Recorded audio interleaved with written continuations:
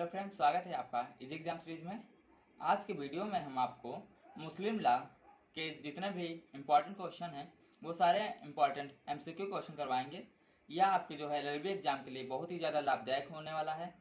ठीक है, हम एक बार एक करके अपने क्वेश्चन स्टार्ट करते हैं। उससे पहले आप अगर जो इस चैनल पर नए हों तो चैनल को सब्सक्राइब करके लाइक शेयर कीजिएगा। ठीक है, हम स्टार्ट करते हैं अपने क्वेश्चन की सीरीज। पहला आपका क्वेश्चन है, इस्लाम का धर्म अनिवार्य रूप से है बौद्ध देववादी, अकेश्वरवादी, मूर्ति पूजक, या तो बी या तो सी। तो यहाँ पे करेक्ट आंसर आपका जो होगा वह एकेश्वरवादी होगा। ठीक है, यहाँ पर एकेश्वरवादी का मतलब होता है एक जो है ईश्वर को मानने वाला। ठीक है, वहाँ पे ईश्वर उनका जो है अल्लाह होता है, तो यहाँ पर जो है एकेश्वरवादी हो जाएगा। ठीक है, अगला क्वेश्चन, इस्लामी कानून औपचारिक रूप से निहित है हदीस, कुरान, इजमा और कियास, और ऑप्शन डी यहाँ पर सभी। तो करेक्ट आंसर आपका ऑप्शन डी हो जाएगा। ठीक है, अगला आपका क्वेश्चन है, धर्म के अंतर के कारण निषिद्ध विवाह है वैध, शून्य, अनियमित, इनमें से कोई नहीं। तो करेक्ट आंसर आपका सी अनियमित हो जाएगा। अगला क्वेश्चन, शरीयत अधिनियम 1937 कब से लागू हुआ? 4 अप्रैल 1937, जुलाई 7 1937, 7 जनवरी 1937 और 7 अक्टूबर 1937। करेक्ट आंसर आपका 7 अक्टूबर 1937 हो जाएगा।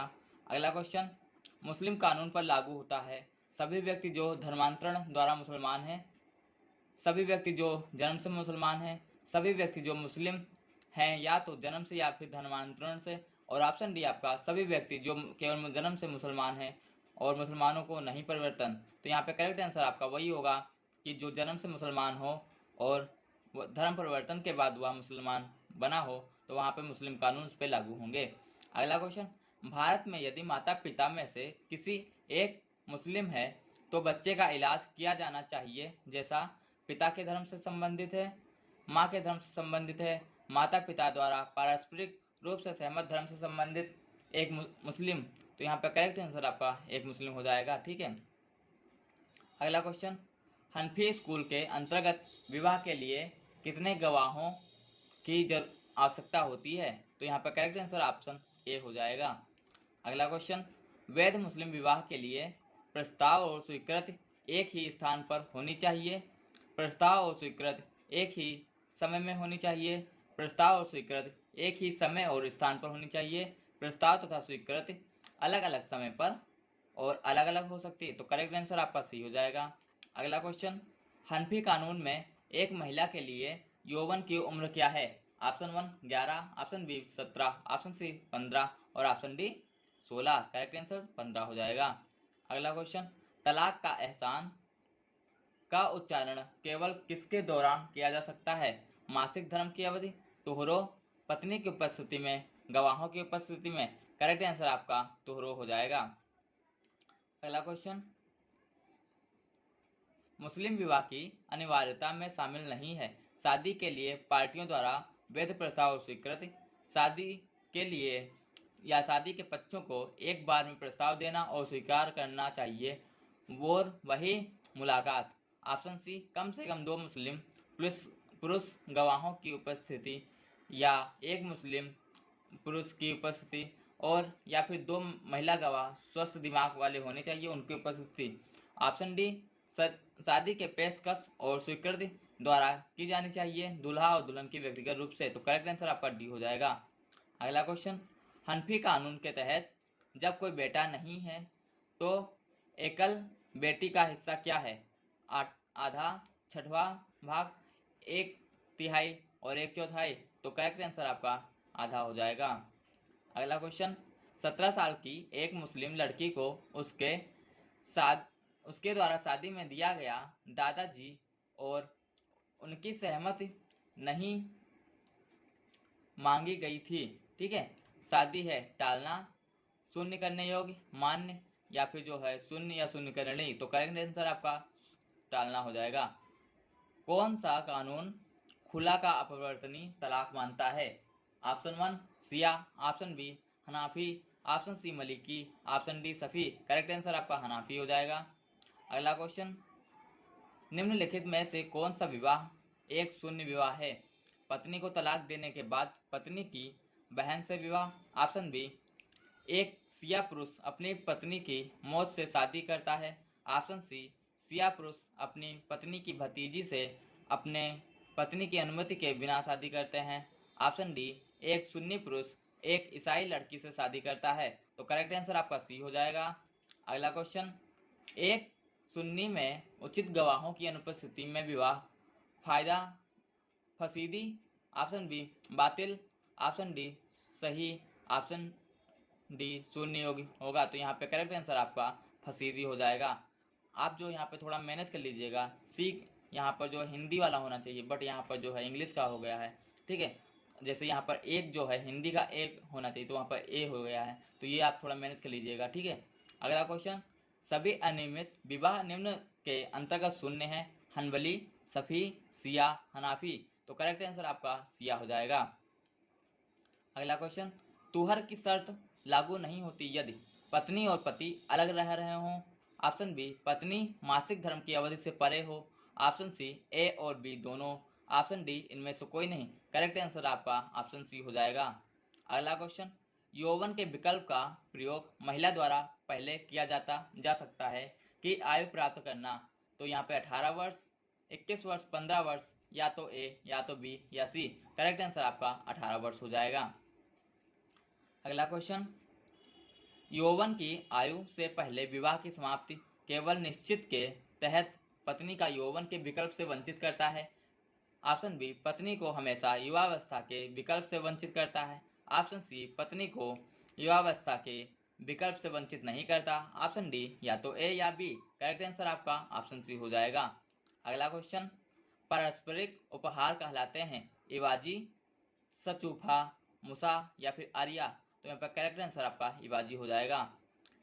अल्पमत में विवाहित पति ने उसे अस्वीकार करने का अधिकार खो दिया शादी पर। ठीक है, तो यहाँ पे ऑप्शन आपके हैं, बहुमत प्राप्त करने के बाद सहवास, दहेज का भुगतान। सी ऑप्शन आपका या तो ए या बी। ऑप्शन डी, ना तो ए ना ही बी। करेक्ट आंसर आपका सी हो जाएगा। ठीक है, अगला क्वेश्चन, विवाह का आविष्कार करने के विकल्प का मात्र प्रयोग वैवाहिक बंधन को गंभीर नहीं करता है, वैवाहिक बंधन को गंभीर करता है। दूसरी पार्टी होने के सहमति होने पर वैवाहिक बंधन को गंभीर कर सकता है। ऑप्शन डी, या तो ए या फिर सी। करेक्ट आंसर आपका ए हो जाएगा, वैवाहिक बंधन को गंभीर नहीं करता। अगला क्वेश्चन, मुस्लिम कानून के तहत जिना का अर्थ होता है कानून द्वारा अनुमत यौन संबंध। ऑप्शन बी, कानून द्वारा यौन संभोग की अनुमति नहीं। ऑप्शन सी, व्यभिचार या व्यभिचार। ऑप्शन डी, दोनों बी और सी। करेक्ट आंसर आपका बी और सी हो जाएगा, मीन्स कानून द्वारा अनुमति यौन संभोग, और ऑप्शन बी, कानून द्वारा यौन संभोग की अनुमति नहीं देगा। ठीक है, अगला क्वेश्चन, एक मुसलमान 4 से अधिक पत्नियों से विवाह कर सकता है यदि एक मुसलमान 5वीं से शादी करता है तो ऐसी शादी होगी अनियमित, वैध, शून्य, या तो सी या तो ए। तो करेक्ट आंसर आपका एक हो जाएगा, अनियमित हो जाएगा। अगला क्वेश्चन, दूसरे पति से शादी करने वाली मुस्लिम महिला की संतानें होंगी नाजायज लेकिन बाद में प्रवर्ती द्वारा वैध किया जा सकता है। ऑप्शन बी, वैध। ऑप्शन सी, नाजायज और किसी भी वाद के द्वारा वैध नहीं किया जा सकता। ठीक है, तो करेक्ट आंसर आपका ये हो जाएगा। अगला क्वेश्चन, एक मुस्लिम आदमी शादी नहीं कर सकता एक यहूदी से, एक मुस्लिम महिला से, एक ईसाई से, एक मूर्ति पूजक या अग्नि उपासक से। तो करेक्ट आंसर आपका डी हो जाएगा। अगला क्वेश्चन, मुस्लिम महिला का गैर मुस्लिम से विवाह होगा वैध, या तो ए या फिर बी, और ऑप्शन एक यहाँ पर है अनियमित, ऑप्शन सी यहाँ पर शून्य। तो करेक्ट आंसर आपका शून्य हो जाएगा। ठीक है, अगला क्वेश्चन, शादी के पक्षकारों में से एक के धर्म त्याग पर एक मुसलमान विवाह वैध रहता है, स्वचालित रूप से भंग हो जाता है, अनियमित हो जाता है, अदालत की डिग्री भंग हो जाता है। तो करेक्ट आंसर आपका स्वचालित रूप से भंग हो जाएगा।